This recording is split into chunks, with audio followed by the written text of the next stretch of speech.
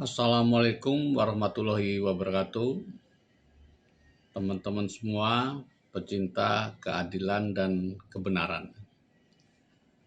Episode ini masih melanjutkan episode yang ada dalam buku ini, Ajari Aku Membenci Jokowi, yang bukunya bisa Anda download dari deskripsi YouTube ini.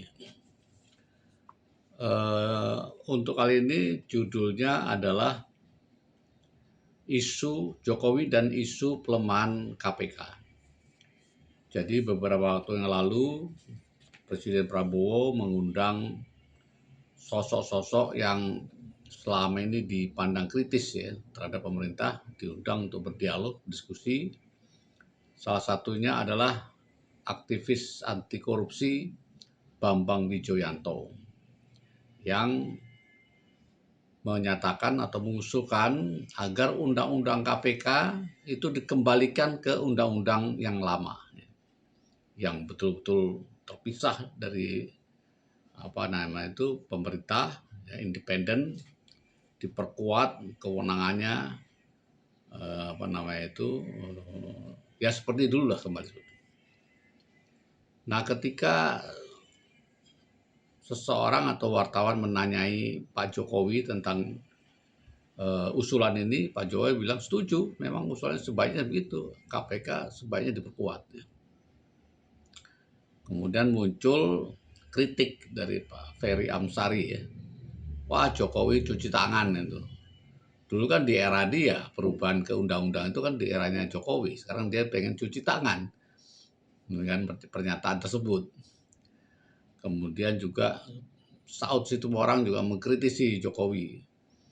Harusnya kalau Jokowi memang waktu itu berpihak kepada KPK kan bisa bikin perpu pengganti undang-undang. Meskipun DPR menerapkan undang-undang itu, tapi kalau pemerintah, presiden tidak setuju, bisa dibuat perpu. Nah, ini dibantah oleh Pak Firly waktu Menko Polhukam ya.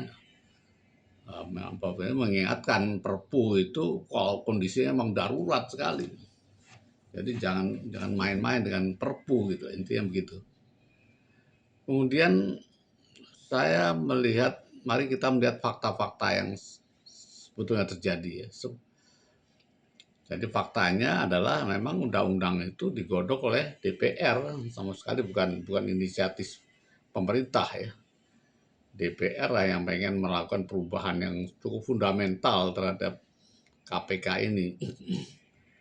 Kemudian juga faktanya adalah Presiden Jokowi tidak bersedia, tidak mau tanda tangan atas undang-undang itu.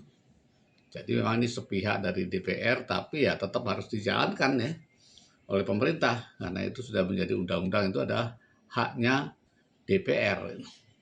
Tapi sebagai tanda bahwa memang Pak Jokowi tidak setuju, ya dia tidak mau menandatangani. Ya memang narasi atau narasi untuk menolak itu tidak terlalu kuat dari Pak Jokowi ya. Nah, yang paling yang paling ingin merubah undang-undang KPK kan justru dari partainya sendiri. Jadi dia agak serba salah ya. Dia tidak menguasai partainya, itu bedanya Jokowi dengan Prabowo ya. Dia bukan ketua partai, bahkan didesak untuk mengakui bahwa dia petugas partai gitu ya. Tapi itu sebetulnya saya melihat ya tidak sesuai dengan hati nuraninya ya. Perubahan undang-undang KPK itu. Nah, juga saya kira kita perlu menyimak pandangan Emil Salim ya, yang mengatakan Jokowi itu seolah pendekar sendirian saja.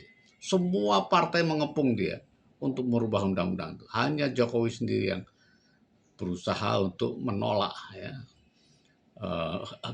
klausul-klausul dalam undang-undang itu. Itu kata-kata dari Emil Salim. Sudah itu Jokowi juga berusaha untuk memperkuat pemberantasan korupsi itu dengan undang-undang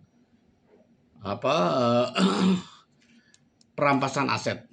Tapi ini kan ditentang oleh semua anggota DPR ya.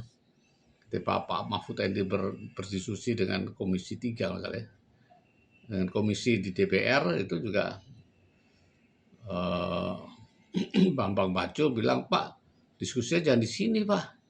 Itu di ketua-ketua partai, di partai-partai disuruh. Kalau kami ini kan cuman apa namanya Korea-Korea ini kan ngikut-ngikut aja." Itu terus terang ya. Pak Bambang Pacul terus terang, nah, memang ini sudah dikendalikan oleh pemimpin partai. Perampasan aset itu memang tidak disetujui ya, oleh oleh partai-partai. Nah, ini fakta yang ingin saya ungkapkan. Saya sangat menyayangkan kenapa sosok seperti Pak Ferry Amsari itu, kalau dia benar-benar ingin memperbaiki KPK, ada orang yang mendukung itu, harusnya kan dirangkul ya. Kalau cita-citanya kita memang mencintai KPK, ada sosok yang setuju untuk merubah KPK undang-undangnya, kan harusnya dirangkul. Tapi karena ini yang menonjol ada kebencian, wah cuci tangan. Saya sangat menyayangkan. Jadi saya termasuk orang yang ingin sekali KPK itu kuat, bersih, seperti sapu. Kalau mau membersihkan dia harus bersih ya, harus independen, harus apa namanya itu punya kewenangan yang memadai cukup sehingga pemberantasan korupsi bisa berlangsung dengan lebih baik ya. Tapi ya kita tunggu saja, kita sangat berharap pada Pak Prabowo ini untuk memperkuat KPK, entah gimana, apakah kembali ke undang-undang lama, ataukah undang-undang baru ini kemudian direvisi, diperkuat lagi. Karena memang saya melihat ya lembaga-lembaga lain yang menangani korupsi itu tangannya kotor-kotor semua. Saya sendiri mengalami itu ya, aparat penegak hukum, oknum-oknumnya terutama ya, karena sistem juga korup semua, kecuali KPK. Sampai saat ini saya masih apa namanya merasakan atau berharap terutama ya di KPK memang orang-orang yang bersih semua dan apa ya tidak korup yang ya saya sendiri pernah merasakan, saya pernah bergaul dan pernah apa namanya berhubungan dengan KPK misalnya aja ya, diajak makan nggak mau dibayarin dia, misalnya contoh ya, dia yang bayarin semua KPK-nya. Ini contoh kecil yang menunjukkan memang moralitas sama kemudian etika dan sebagainya di KPK itu masih terjaga. Dan kita butuh itu ya. Ke depannya kita butuh itu, butuh lembaga yang betul-betul bersih, yang melihat apa namanya itu tanpa ada nilai apa namanya itu korup sama sekali. Cuman saya juga kritisi KPK, coba juga apa namanya itu perluas wawasan ya. Beberapa kemarin juga saya kritisi termasuk masalah dengan Bu Ira Puspita Dewi ya, yang menurut saya membela Bu Ira ya. Kenapa pakai KPK itu tidak menerapkan business judgment rule dengan baik ya, dengan benar ya. Ya ini hal yang lain lah. Tetap harus kita kritisi, makanya civil society juga ada yang perlu kita kritisi. Sekarang ini alhamdulillah ya, civil society kemarin juga ada jaksa yang aneh dan lucu itu.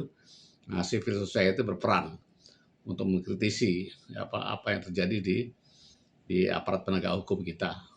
Saya bersyukur, mari kita perbaiki diri, perkuat apa nama civil society-nya, perkuat KPK dan sebagainya sehingga negara kita ini menjadi lebih bersih dari korupsi apa yang mengakibatkan ya, pengaruhnya akan besar ya terhadap ekonomi, terhadap dan sebagainya, kerugian negara dan sebagainya. Kasih, assalamualaikum warahmatullahi wabarakatuh.